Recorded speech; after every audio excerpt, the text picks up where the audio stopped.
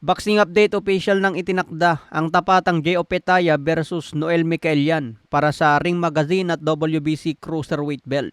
Gaganapin ang sagupang ito bilang co-main event sa laban ni Ryan Garcia at Conor Ben ngayong September 12. Si Jay Opetaya ang kasalukuyang Ring Magazine champion sa Cruiserweight at pambato ng Zuffa Boxing.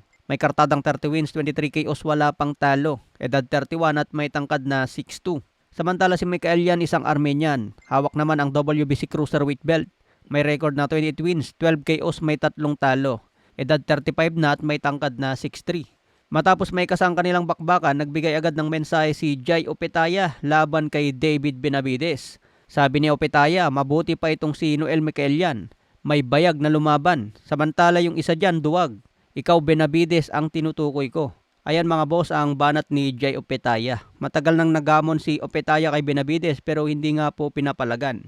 Uunahin daw ni Benavides si Dimitri Bivol at Beterbiev sa light heavyweight bago harapin si Opetaya sa cruiserweight.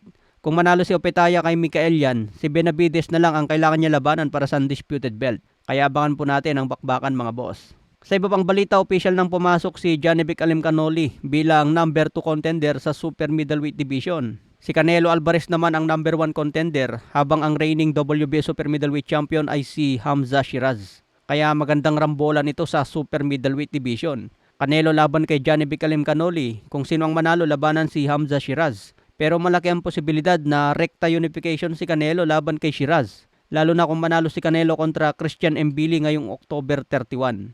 Nakataya dito ang WBC belt kaya importanteng laban ito kay Canelo. Sa ngayon, puspusan ng training ni Canelo dahil sobrang seryoso kay Mbili. Hindi siya papayag na matatalo lang sa laban. Sa iba pang balita, Cuadro Alas Casimero muling bumanat kay Inoue. Sabi niya, Inoue, ang nagpagapang sa'yo, binalibag ko lang nang walang kahirap-hirap. Ngayon nila sabihin na malakas ka.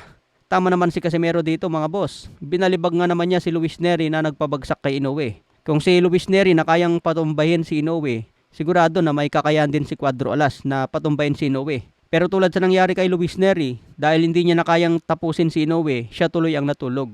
Ang masamang balita dito mga boss, sobrang nipis ng tsansa na matuloy ang Inoue versus Casimero dahil aakyat na si Inoue sa featherweight division. Si Bam Rodriguez na lang daw ang kailangan niya labanan sa super bantam 122 pounds. Samantala Alex Ayala, estimated na kinita sa lahat ng laban sa tennis, tumatayang 93 million pesos na o mahigit pa. Sa kanyang edad na 21 pa lang, malaking tagumpay na ito sa kanyang karera. Lalo na tuloy-tuloy pa ang kanyang laban mga boss. Lalo na susunod na laban niya, WTA 1000 at Grand Slam. Okay mga boss, hanggang sa muli, follow for more updates.